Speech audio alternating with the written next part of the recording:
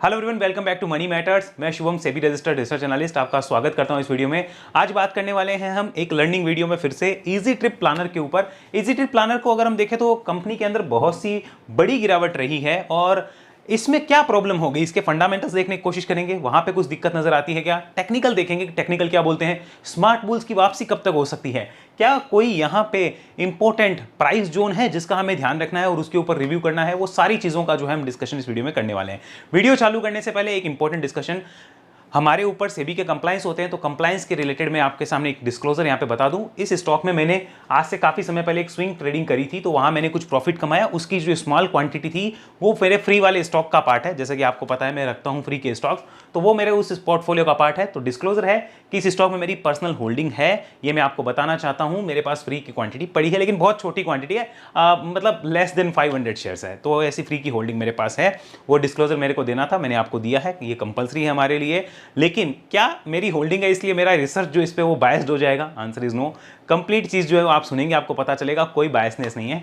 चलिए डिस्कस करते हैं इजी ट्रिप प्लानर्स के ऊपर। सबसे पहले कंपनी के फंडामेंटल देखेंगे, लेकिन उससे पहले इतना देख लीजिए, स्टॉक अभी तक अपने हाई से 70% तक करेक्ट हो चुका है। यहां पे हमें अभी भी कोई उम्मीद की किरण नजर आ रही है क्या? आप चार्ट पे देखिए, ये स्टॉक अभी ट्रिपल बॉटम लगा चुका है और ट्रिपल बॉटम के उस सपोर्ट को तोड़ने के लिए नीचे तैयार खड़ा हुआ नजर आता है। चलिए चलते हैं सबसे पहले कंपनी के फंडामेंटल पे। अगर फंडामेंटल आप देखने लगेंगे, you will get to know company करती क्या है। देखिए, ये तो आपको पता है और इसके फंडामेंटल के ऊपर मैंने पहले भी आपसे बहुत डिस्कशन किए हैं। फंडामेंटली कंपनी अच्छी भी है, बढ़िया है, अच्छा कर भी रही है, दैट इज गुड। अब यहां पे समझिए, मार्केट कैप लगभग 4000 करोड़ के लगभग की है कंपनी की, 4000 करोड़ की मार्केट कैप है। बुक वैल्यू 2 रुपए की है। डिविडेंड यील्ड जो है 0.46 का कंपनी देती है। आरओई और आरओसी को देखिए और अब यहां पे पी रेशियो को देखिए। पहले ये उल्टा था, पहले क्या था, आज से 6 महीने 12 महीने पहले आरओसी आरओई ज्यादा थे, पी रेशियो इतना ज्यादा नहीं था। आइए आगे चलिए। प्रमोटर होल्डिंग देखिए 47% के आसपास है, लेकिन ये लगातार बेच रहे हैं, वो एक कंसर्न की बात है, मैं उसे चेक करना होगा। डेट नहीं है कंपनी के ऊपर, that is good, very nice. EPS company का ठीक ठाक है, कोई बहुत अच्छा नहीं कह सकते हम। अनप्लेज है होल्डिंग 42.40, ये हमें नोट करना है, तो बाकी का हमारे पास डाटा आ जाता है। प्रॉफिट ग्रोथ खराब रही है और उसी वजह से शायद स्टॉक की पिटाई भी होती हुई नजर आई है। मार्केट कैप टू सेल्स जो है वो 6.63 टाइम्स है, यानी कि जितनी सेल हो रही है उससे ज्यादा की मार्केट कैप है, 6 गुना के ज्यादा की। ध्यान रखिएगा, ये प्रॉपर एक लर्निंग वीडियो है, इसमें मैं कोई रिकमेंडेशन आपको नहीं दे रहा हूं ना। हम इस डाटा को देख के फिलहाल कोई रिकमेंडेशन ले सकते हैं। ये प्योरली एक एजुकेशनल वीडियो, जहां पे आपको बहुत कुछ सीखने को मिलेगा, समझने को मिलेगा। पैग रेशियो जो है वो भी काफी ज्यादा नजर आता है और यहां पर अगर हम देखना चाहें इस कंपनी के एवरेज पी रेशियो को, तो बहुत अच्छी पिक्चर मिल सकती है। आइए इसको समझिए, दिस इज द डाटा। यहां पे हम लोग एवरेज पी रेशियो को देखना चाहेंगे।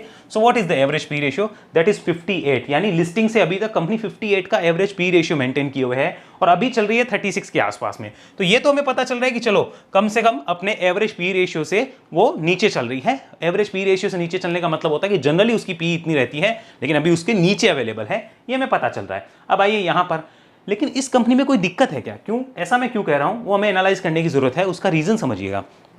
आईआरसीटीसी है, इसमें उतनी बड़ी गिरावट नहीं रही, ये भी ट्रेवल इंडस्ट्री से रिलेटेड है, ये अपना बेस बना रहा है, इसकी बेस बिल्डिंग चल रही है। अगर आप चार्ट खोल के देखेंगे, बीएलएस है, इसमें भी कोई ऐसा नहीं है, ये भी अपनी बेस बिल्डिंग की तरफ और अपनी जर्नी की तरफ चल रहा है।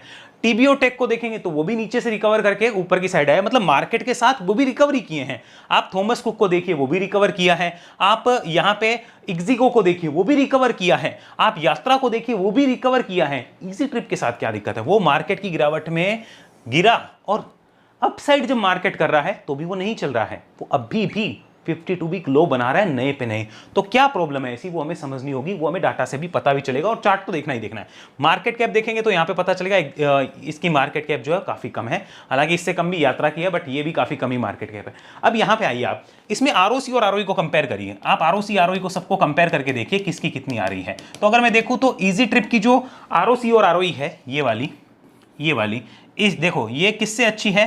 इससे अच्छी है, इससे अच्छी है, इससे अच्छी है। ये इनसे अच्छी नहीं है, 1 2 और 3, इन तीन की आरओसी और आरओई से अच्छी नहीं है। पी रेशियो को अगर कंपेयर करेंगे तो देखिए, पी रेशियो इसका यहां पर अगर हम इनसे बात करें तो इनसे कम है, लेकिन हाँ ये जो है, ये कंपनी जो आपको दिख रही है दैट इज बीएलएस इंटरनेशनल, उसके पी रेशियो से ज्यादा है, जबकि आरओसी आरओई उसकी अच्छी है, फिर भी ये ज्यादा पी पे ट्रेड करता हुआ नजर आ रहा है। अब यहाँ पे प्रमोटर होल्डिंग में, तो प्रमोटर्स को अगर आप देखेंगे तो एक कंपनी है ये वाली जो कि है हमारे पास में टीबीओ टेक, उसमें प्रमोटर होल्डिंग 44.41% है। बाकी सबसे कम होल्डिंग प्रमोटर की इजी ट्रिप के अंदर, ये मतलब सेकंड लोवेस्ट पे, इसी की नंबर पे निकल के आती है। इंट्रिंसिक वैल्यू को देखें तो यहां पे ये अच्छी बात है कि इजी ट्रिप जो है वो अपनी इंट्रिंसिक वैल्यू के नीचे ट्रेड कर रहा है, जो कि एक इंडिकेशन हो सकता है कि इसको रिव्यू किया जाए। ये कई बार अंडर वैल्यूएशन की निशानी मानी जाती है, तो इसको एक बार देखा जा सकता है उस पर्पज से कि हां अपने एवरेज जो इंट्रिंसिक वैल्यू उसके नीचे आप ट्रेड कर रहे हो। लेकिन इसका मतलब ये भी नहीं होता है कि वो अंडर वैल्यूड है ही, उसको रिव्यू होता है, सब्जेक्ट टू रिव्यू होता है, ध्यान रखिएगा, but that is good thing. आइए आगे चलते हैं, यहां पे इसको समझने की कोशिश करिए। ये हमारे पास रिजल्ट्स है, क्वार्टर रिजल्ट्स। अब देखिए प्रॉब्लम कहां है, प्रॉब्लम आपको यहां पे खुद समझ आएगी रिजल्ट्स को देखेंगे तब। मार्च की अगर सेल देखें तो 139 करोड़ की सेल रही है, मार्च 2025 की सेल है 139 करोड़। इससे पहले वाले मार्च की अगर सेल देखें तो 164 करोड़ थी और मार्जिन थे 30% के, यानी कि पिछले साल मार्च में, जनवरी फरवरी मार्च में आपकी सेल 164 करोड़, इस साल आप 139 करोड़ कर रहे हो, तो ये तो ऑटोमेटिक आपका जो ग्रोथ का पहिया है वो नेगेटिव की तरफ जा रहा है, ये नजर आता है। अगर मार्जिन्स को देखा जाए तो ये भी नेगेटिव है, तो मार्जिन्स पे भी बहुत ज्यादा इंपैक्ट पड़ा है। उसका कोई भी रीजन दो, भले ही कंपनी उसका कोई भी रीजन आके दे दे, लेकिन नेगेटिव है मतलब नेगेटिव है। अनोदर चीज समझो, बहुत से लोग कहेंगे नहीं नहीं पहलगाम अटैक हो गया था इसलिए। पहलगाम अटैक ध्यान रखिएगा अप्रैल मई जून में हुआ है, वो जनवरी फरवरी मार्च में नहीं हुआ है। हमारे पास मार्च के डाटा है, नोट करिए इसको। इससे पहले वाले मार्च में जाइए आप देखिए और मार्जिन को देखिए, उससे पहले वाले मार्च में जाइए आप सेल देखिए और मार्जिन देखिए। ओवरऑल ऐसे ग्रोथ रही थी, उस ग्रोथ पे ब्रेक लग गया। साथ में ये चीज भी समझिए, अगर आप यहां पे जून 2024 का डाटा देखेंगे और इस जून 2024 के डाटा में अगर आप मार्जिन देखें तो 31% के लगभग के हैं।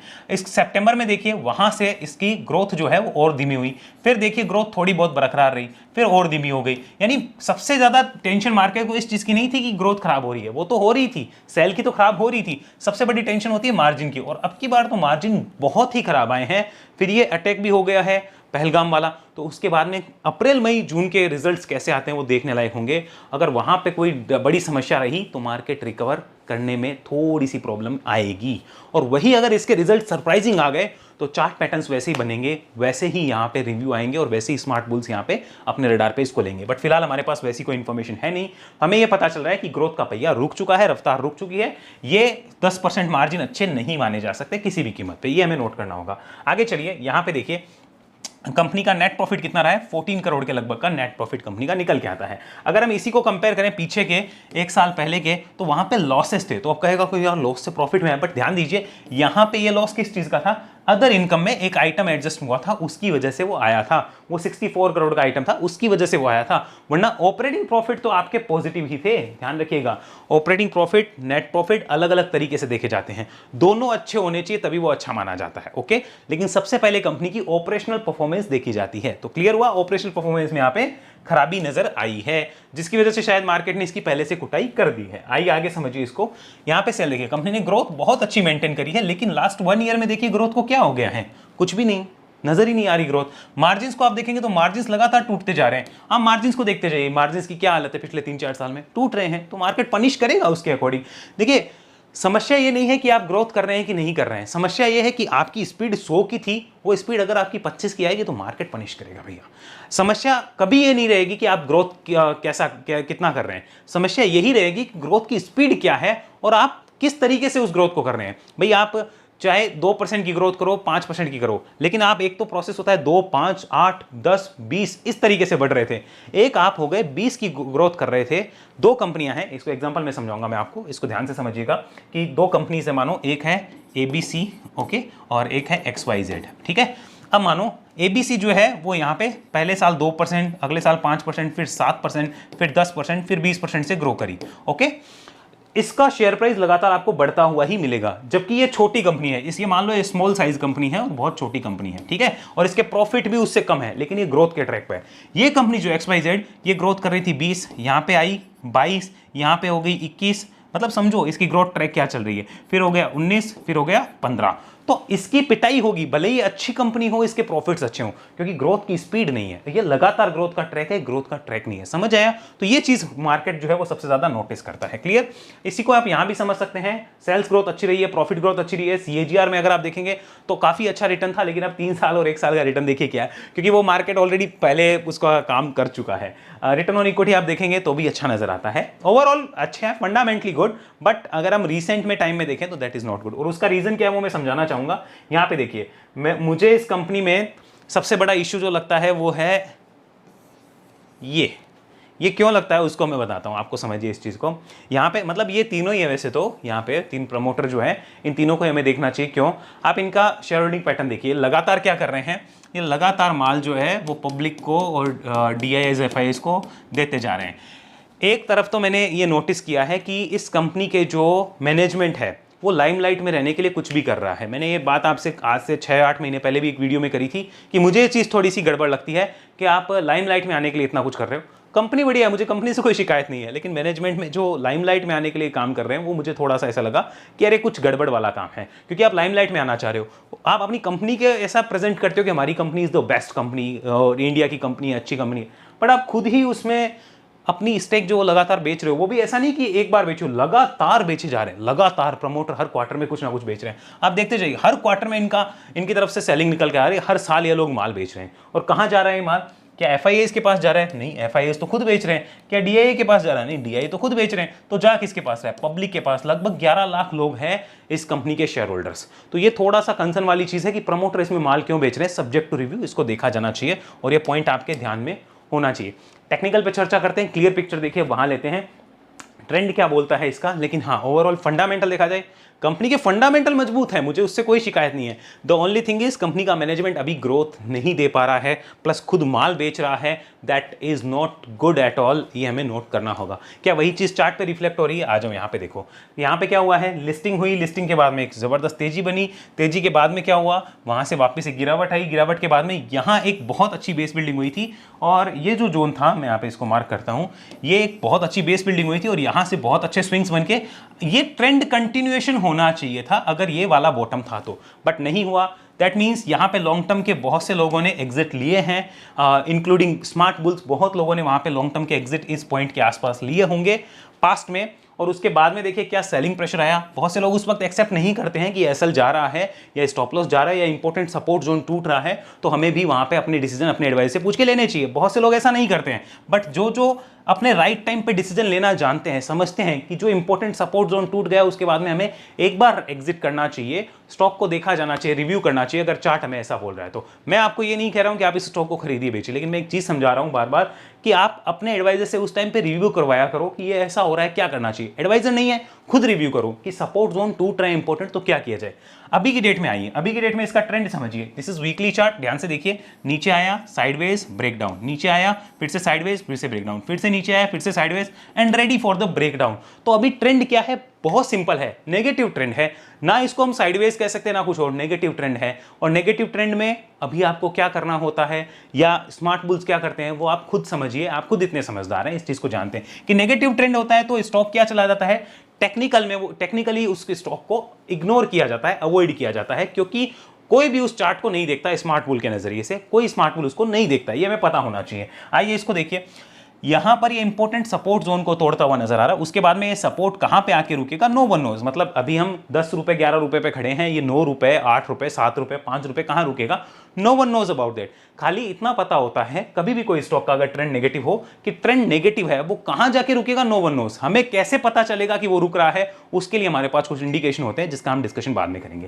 पहले देख लिया वीकली ट्रेंड नेगेटिव है, मंथली ट्रेंड के ऊपर आइए, इसको समझिए। So the monthly trend also indicate the same thing कि नेगेटिव है। लेकिन एक चीज क्या है, मंथली चार्ट पे आपको पता चलेगी कि यहां पे ऑलमोस्ट आप देखेंगे मल्टीपल प्राइस एक्शन हुए हैं इस पॉइंट पे। तो ये पॉइंट अब रेजिस्टेंस जोन बन गया है। इस रेजिस्टेंस जोन के ऊपर आता है, ये अगर रेजिस्टेंस जोन के ऊपर आता है तो सब्जेक्ट टू रिव्यू है। ये क्या होगा, subject to review by Smart Bulls, subject to review by Smart Bulls. वो यहां पे इसको रिव्यू करेंगे, ध्यान रखिए। ये इस रेजिस्टेंस जोन के ऊपर आएगा तो वो रिव्यू करेंगे कि भाई क्या हो रहा है, वहां पे शायद कुछ इंडिकेशन हो, तब तक वो उनके लिए अवॉइड लिस्ट में रह सकता है स्मार्ट बुल्स के, ध्यान रखिएगा। आगे चलिए डेली चार्ट पे ट्रेंड देखिए and try to understand this one also. Look at this, daily chart पे क्या हो रहा है, एक ही एक सपोर्ट जोन को बार बार टच किया जा रहा है। ये सपोर्ट जोन को बार बार टच किया जा रहा है। और देखिए पहली बार जब ऊपर गया इस सपोर्ट जोन से तो काफी अच्छा मूव मिला, दूसरी बार जब गया तो थोड़ा वीक मूव मिला, और तीसरी बार जब इस सपोर्ट जोन से गया तो और वीक हो गया। अब चौथी बार इस सपोर्ट जोन के पास है, ये सपोर्ट जोन टूटता है तो शायद वीकनेस और ज्यादा गहरा सकती है as per the technical data. इस बात को ध्यान रखिएगा। क्या यहां पे स्मार्ट बुल्स के लिए अपॉर्चुनिटी है कोई? Answer is no. Smart Bulls इसको कब देखेंगे, स्मार्ट बुल्स इसको एक रेजिस्टेंस जोन जब कट जाएगा उसके ऊपर इसको रिव्यू करेंगे। तब तक वो इसको रिव्यू नहीं करेंगे, तब तक जहां तक ये नीचे जाएगा नेगेटिव ट्रेंड में वो जाने देंगे। और वहाँ पे नीचे जाके अगर कोई पैटर्न बनता है like double bottom, consolidation, base breakout, तो वो उसको सोचेंगे। एग्जाम्पल में यहाँ पे समझ के देखिए, जैसे नीचे आ रहा है यहाँ पे बेस बनाते हुए और बार बार सपोर्ट को तोड़ते जा रहा है, ऐसे ही अगर ये यहाँ पे बेस बना के जिस दिन रेजिस्टेंस को काटना शुरू करेगा ना, तो इंपॉर्टेंट नीचे के सपोर्ट लगा के स्मार्ट बुल्स यहाँ पे एंट्री करते हैं और फिर उसके अकॉर्डिंग वो अपना प्लानिंग करते हैं। तो आपको भी उसी टाइम पे रिव्यू करना चाहिए जब स्मार्ट बुल्स यहाँ पे आए और वो रिव्यू करने के लिए बोले। तो आंसर क्या हुआ, क्या यहाँ पर अभी कोई ट्रेंड है? Answer is no.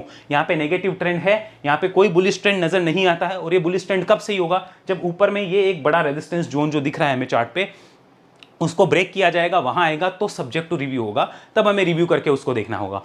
I hope आपको आंसर मिल चुका होगा कि यहाँ पे इजी ट्रिप के अंदर फिलहाल क्या है। खुद से आप पूछ के देखिए, क्या स्मार्ट बुल्स यहाँ पे अभी आना चाहेंगे? आंसर होगा क्यों आएंगे। सम टेक्निकली वो क्यों आएंगे? वो टेक्निकली बोलेंगे कि नहीं, जिस दिन बुलिश होगा तब आएंगे ना। नेगेटिव ट्रेंड में हम क्यों आए?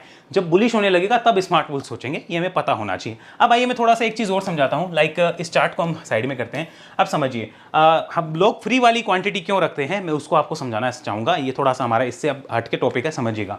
मान लीजिए कोई एक बंदा है XYZ नाम से, ओके। ये बंदा क्या करता है, इसने 10 कंपनियां ली, 1 2 3 4 5 6 7 8 9 10, ये 10 कंपनीज में उसने स्विंग ट्रेडिंग करी। कोई भी ये 10 कंपनियां हो सकती है, उसमें उसने स्विंग ट्रेडिंग करी। हर कंपनी में वो स्टॉक में कुछ कमाता और फ्री वाले स्टॉक्स जो है वो रख देता।